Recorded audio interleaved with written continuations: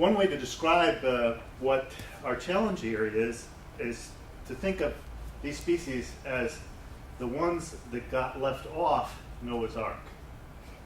Of the 595 total AZE species in the world, 123 of them, more than 20%, are in the Andes region. It is the epicenter of these most endangered species.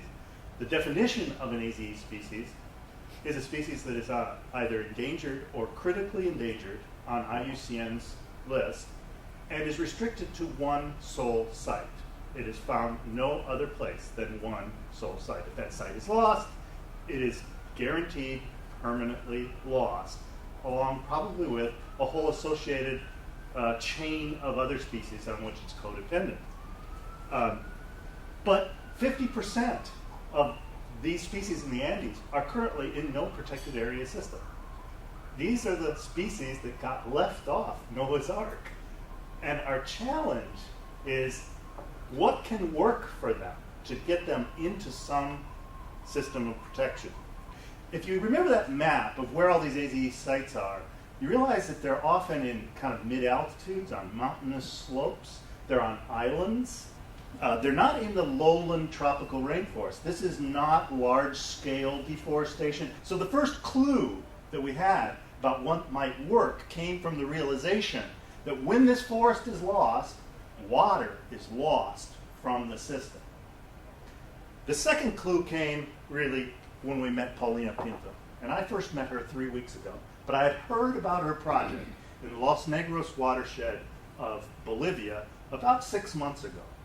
And we worked with her organization to figure out what she had done that was successful. Because it has to be something that's a solution, but also within a solution that we can replicate and is within the realm of what we can pay for the technological input that allows them to replicate it.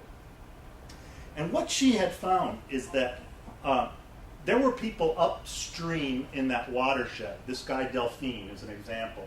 And he was cutting down areas of forest for his cattle. But he's working in an area, and not all of the areas are like Los Negros. But we, in our careful study, found that of the 121 areas, actually up to 40 of them share the characteristic of this watershed, in which the farmers upstream who are cutting the land really aren't making much money at all from that activity. And many of them would accept setting aside areas of cloud forest on their land in return for something as simple as barbed wire or a livelihood assistance like bee boxes so that they can cultivate honey. Paulina had arranged through her NGO to make contracts with these landowners for an exchange. What they get out of this exchange is that Anesia here, who represents the lettuce growers in this valley downstream, is getting the promise that some of her water is going to be cared for. Upstream, she knows that part of the forest will be protected by Delphine. And for all of those who care about biodiversity, Gastrotheca splendens, Gastrotheca splendens, which is that species of frog found only in that place on Earth, will be protected. So what will success look like? We are going to be working in the buffer zones of national parks.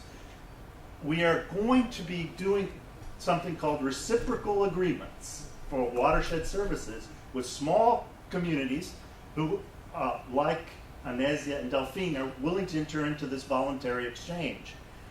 But this is not that concept of payments for ecosystem services that Gustavo described. Reciprocal agreements are a much smaller scale initial process at a much smaller budget.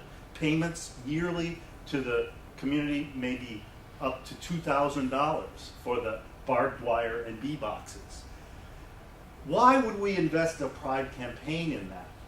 The reason is, first, we've got to get those species in some kind of protection sooner, because as good as Gustavo's PES programs run by the national governments in each of those countries are going to be, they may not get to those areas before those species are lost. And so our our sustainability plan for this depends on Gustavo's success, because those reciprocal agreements that we get started at a local scale with these communities, with small payments in the first 2 years of our program, will be built upon by a pride campaign, which, just like in Paulina's experience, will get small contributions, as she now gets, of $2,000 to $5,000 from the local municipality to help pay for those payments. The pride campaign is suited to this kind of endeavor because we're working not on a market model, which is payments, markets. It's based on a norm, and the norm is people who assume costs that are significant for the public good deserve some kind of reward for that. And the Pride campaign will be working in these little communities to build that norm, and then to network the activists in each of those sites. So the constituency effects of these 12 Pride campaigns linked among themselves will be to teach these constituencies not only to help lobby locally, but to lobby the AZE sites as a target for national ecosystem service policies be the, what did you call it, Nigel? The jewel in the crown of these national protected area systems.